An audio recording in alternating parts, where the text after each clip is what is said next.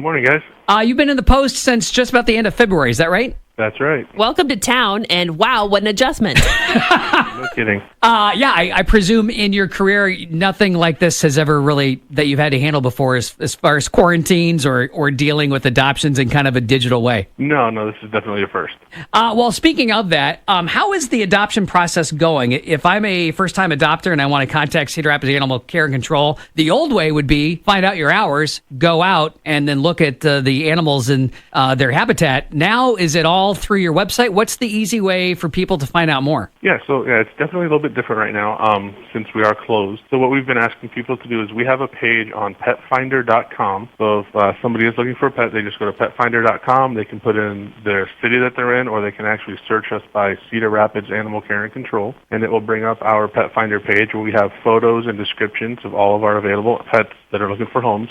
And if somebody catches your eye and you're interested in going further with the process, we just ask that you fill out our application, which you can download off of our website, and then you get that application sent over to us. And then once we get it processed, one of the staff members will give you a call and set up an appointment to come on down here and meet the animal and hopefully take it home with you. That's exciting. But you guys deal with a lot of different issues with animals, Ronnie. What about if I have a pet and I've lost my pet, or if I see an animal that I think might be dangerous in my neighborhood, we still call you, right? Absolutely. Animal control officers are still out on the street responding to calls. They're trying to do some of the more minor complaints via phone if we can call an owner and talk to them that way, just for the social distancing aspect of things. But if there's something dangerous or anything like that, they are going out and trying to keep everybody safe. If your pet is missing, I would strongly encourage you to give us a call and see if your pet happens to be here or not. And that way, if it is, we can try to get it back home to you. If your animal does end up being here, we're kind of doing it just like the adoption. You just set up an appointment time and come on down here to the shelter, and we go over some paperwork. And unfortunately, there are some fees that the city charges, and then off you go. Speaking with Ronnie Schlabs from Cedar Rapids Animal Care and Control, headquartered out of their relatively new facility out on the Kirkwood Community College campus. I feel like, Ronnie, that's within the last 5 years or so? I believe this building opened, about 2014 or 15. Yeah, beautiful facility out there. Talking about for those who want to look at animals, traditionally it would be come in and you could actually kind of browse, and now we're directing people to Pet Finder.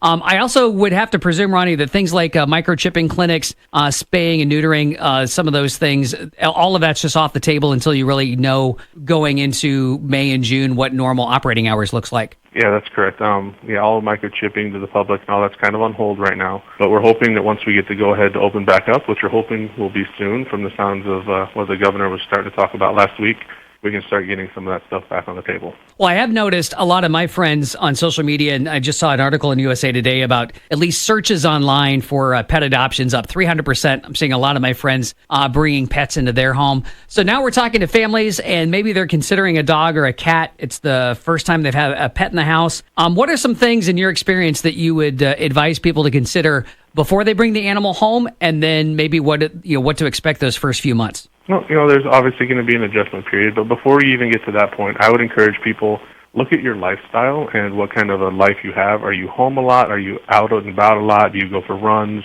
Do you have small children? Do you have older children? Do you have no children? All those kind of things are going to help us help pair you with an animal that's going to fit your personality and your lifestyle. If you're somebody that, is always out and running, you're not going to want the type of dog that's more of a couch potato type dog, or vice versa. Also, if you have a lot of small children, you probably don't want a really active dog that's going to jump and run around and maybe knock the child over. So you got to look at your lifestyle and kind of see what kind of breed would fit with what you are looking for. And then in your home, you're going to have an adjustment period. It's going to be stressful. They're going into a new environment, new routines, all kinds of things. So patience is a big thing. It's something we can talk one-on-one about your individual needs, and some advice for you. But the biggest thing is just try to have a routine, keep things organized, and just be ready for, the animal to adjust. And right now is great because with people home more, it helps with that bonding process. You can kind of help the animal adjust better because you're able to be home more when you're not going out to the office. And boy, are we home a lot. home.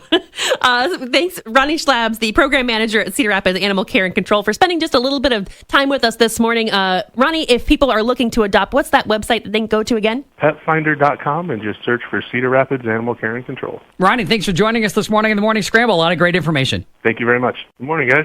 You've been in the post since just about the end of February, is that right? That's right. Welcome to town, and wow.